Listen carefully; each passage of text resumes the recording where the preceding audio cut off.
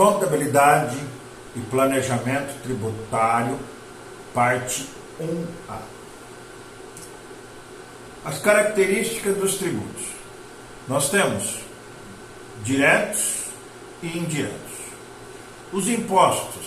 O imposto é direto quando a pessoa que a lei define como contribuinte de direito, é a mesma que de fato suporta o ônus do tributo, o contribuinte de fato, tendo como exemplo o imposto de renda, o IPTU, o IPVA. Quem contribui somos nós contribuintes. Nós contribuímos com imposto direto. Os impostos indiretos repercute sobre terceira pessoa, fazendo com que o contribuinte de direito não suporte o ônus do tributo, mas sim o terceiro, contribuinte de fato. São exemplos de impostos indiretos, os impostos que gravam o consumo de bens ou serviços, IPI, ICMS e ISS. Então nós temos essas duas características dos tributos, os diretos e indiretos. O imposto de renda, que desconta diretamente da nossa fonte, o tributo direto, então nós descontamos da nossa folha, é o imposto de renda retido na fonte, isso daí é o imposto direto. O IPTU que nós pagamos para o município, da nossa residência, imposto direto. O IPVA que nós pagamos do nosso carro para locomovermos, imposto direto. Agora os indiretos é aquele que estão embutidos na mercadoria qual nós compramos. Nós compramos uma mercadoria, arroz, feijão, ali está incluso o IPI, o ICMS, um serviço que nós buscamos de prestação de serviço na nossa residência, nas nossas empresas, é o ISS. Então, daí são impostos indiretos.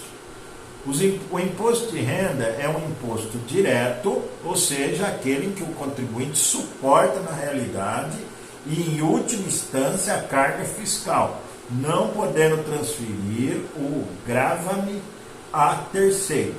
Já nos impostos indiretos, o contribuinte de direito transfere para outra pessoa, o contribuinte de fato, a carga tributária, de sorte que a pessoa do contribuinte de direito não se confunde com o do contribuinte de fato. Aí nós temos a característica dos tributos cumulativos e não cumulativos. Os impostos cumulativos incidem em várias fases de circulação do bem, não sendo considerado o valor que já incidiu nas fases anteriores. No imposto não cumulativo é o caso do ICMS. Em cada fase de circulação, a sua incidência sobre o valor que se agregou ao bem ou sobre o valor acumulado do bem, descontando-se na última hipótese o valor que já gravou as fases anteriores.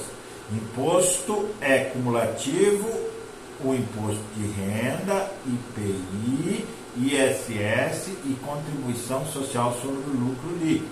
Imposto é não cumulativo, o ICMS, o PIS e o COFINS. Então, o que nós temos que identificar? Os impostos cumulativos incidem em várias fases de circulação, enquanto que os não cumulativos, ele circula em cada fase, ou seja, ele não sofre bitributação. Nós também temos outra característica, que é os impostos seletivos e não seletivos.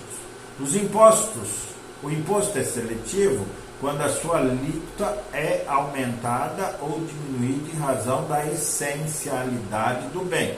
O imposto é não seletivo quando inexiste tal preocupação. Em regra, o ICMS é um imposto não seletivo.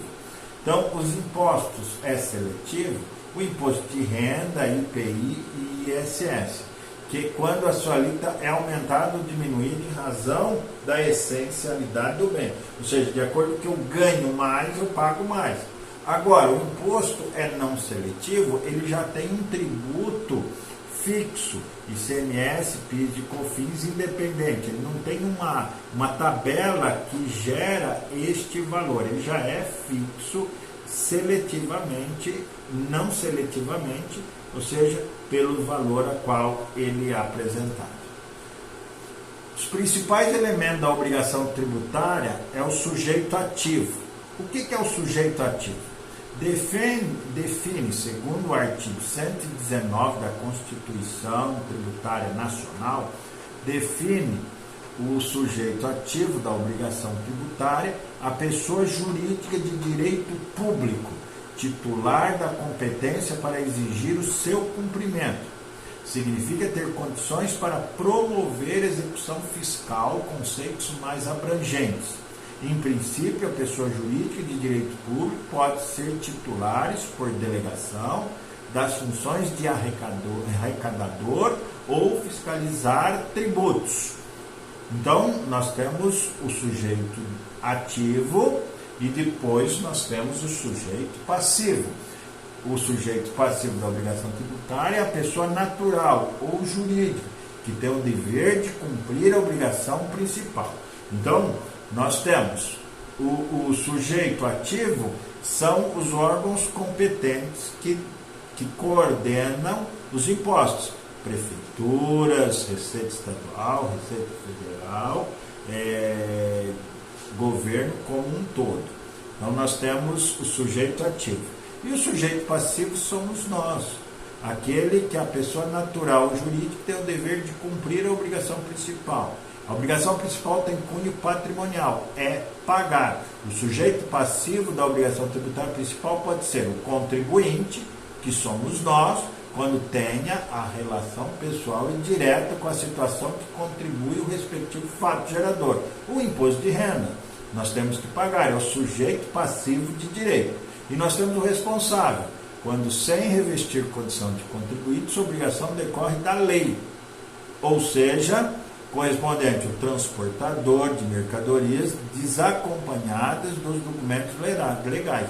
Sujeito passivo indireto. Ele leva a mercadoria e ele está levando uma nota fiscal que quem pagou foi um responsável para ele poder transitar com aquela mercadoria. Então ele é responsável, mas é um sujeito passivo indireto. E temos o sujeito passivo direto, aquele que recolhe diretamente a sua contribuição. Aí nós temos os princípios da Constituição Tributária. Então nós temos o princípio da anterioridade, exigir pagamento no mesmo exercício financeiro em que foi publicada a lei que institui ou majorou o tributo. Regra geral, exercício financeiro mais 90 dias, noventena. Então só pode lançar, você cria esse imposto, só que ele só pode começar a vigorar 90 dias depois da sua promulgação. Princípio da igualdade ou da isonomia tributária. É vedado aos entes tributantes instituir tratamento desigual entre contribuintes que se encontrem em situação equivalente. Ou seja, ninguém pode ser tratado diferentemente por lei. O Brasil vinha de um período de autoritarismo em que todo mundo se valia do cargo para conseguir alguma coisa.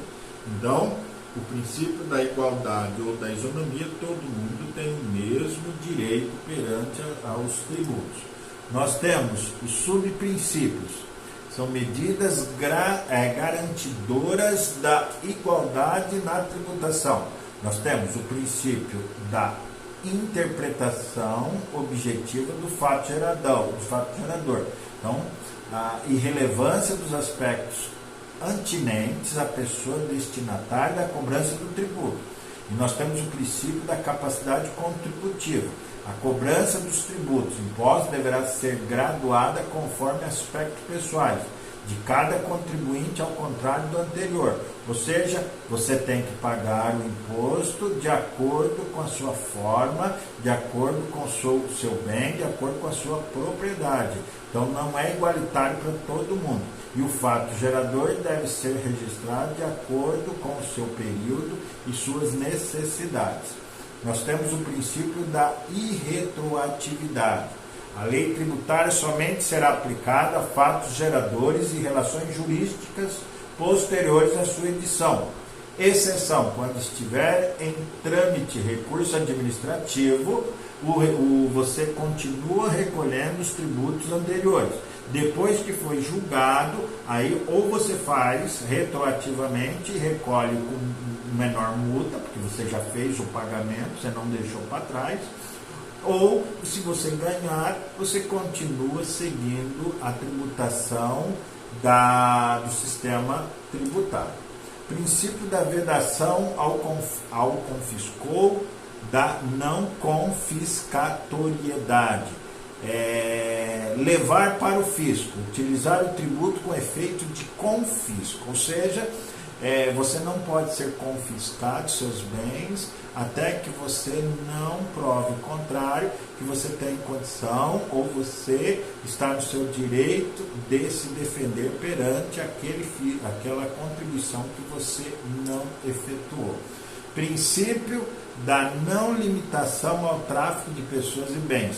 Estabelecer limitações ao tráfico de pessoas e bens por meio de tributos interestadual ou intermunicipal. Então, se você vai passar com um bem para um estado para o outro, você tem o limite para pagar, como no caso, cobrança de pedágio, vias, ou se tiverem alguma situação de caos que pode ser cobrado impostos ou multas sobre você caminhar em lugares indevidos. Então, dá o direito, esse princípio dá o direito.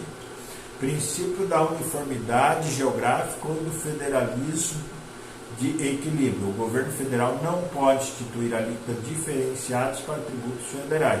Esta parte diz respeito ao primeiro nome, ou seja, cada um tem o seu direito. A uniformidade geográfica. O governo federal ele não pode criar um imposto para o estado do Paraná e um outro imposto para o estado de São Paulo. Ou seja, tem que ser geográfico, tem que ser uniforme para todos os estados. O governo federal ele não pode diferenciar um estado com o outro. Princípio da uniformidade geográfica, conforme já dito anteriormente. E nós temos a evasão fiscal. O que é a evasão fiscal? Ao oposto da elisão, são meios ilícitos para o não pagamento de tributos.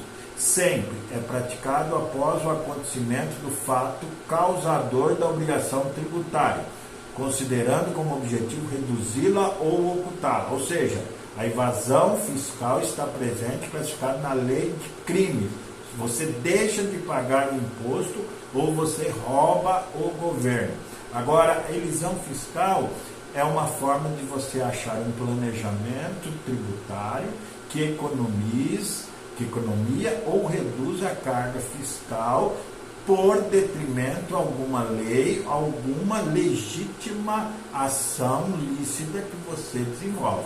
Então, nós temos que deixar bem claro, nós temos a evasão fiscal, é roubo, é você deixar de pagar de forma errônea. E nós temos a elisão fiscal, que você acha um meio para se beneficiar através de um planejamento tributário. Chegamos ao fim da parte da contabilidade tributária, seu planejamento, na parte 1A. Vamos seguir os nossos trabalhos.